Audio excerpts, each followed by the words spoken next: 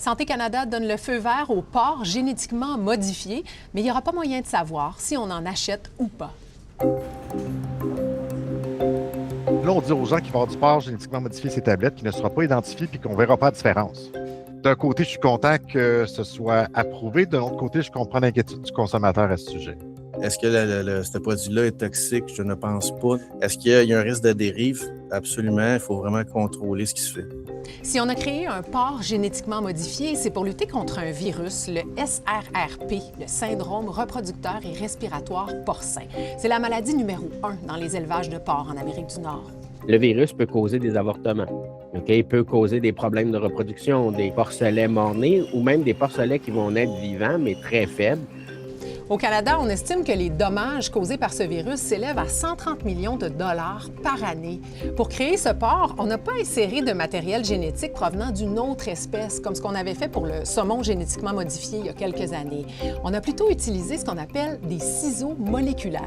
Les nouveaux outils moléculaires nous permettent de faire des coupures à des endroits spécifiques. C'est ça la grande révolution, là, on parle de l'édition génomique. Donc, on va couper dans le code génétique du cochon lui-même pour enlever un petit morceau d'ADN.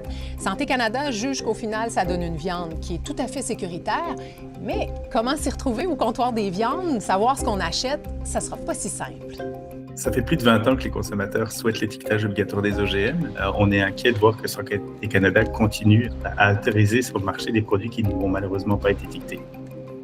Dans un sondage l'automne dernier, on apprenait que plus de 80 des Canadiens souhaitent l'étiquetage obligatoire des OGM. Surtout que l'absence de transparence, ça peut miner la confiance du public. C'est exactement ce qui s'est passé avec le saumon génétiquement modifié. En 2016, le Canada est devenu le premier pays au monde à autoriser un animal transgénique pour la consommation humaine. Ce poisson-là était produit dans une usine à l'île du Prince-Édouard et il grossissait 2 fois plus vite qu'un saumon standard. Sauf que les gens n'en ont pas voulu.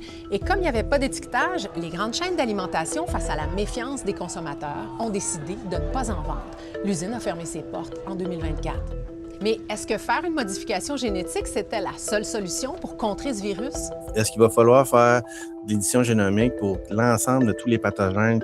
J'espère qu'on ne se rendra pas là.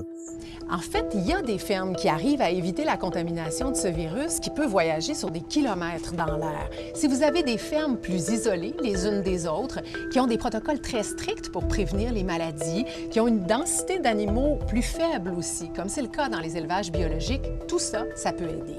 Puis en faisant de la modification génétique, oui, on met un plaster sur le bobo, mais on ne règle effectivement pas le problème de base.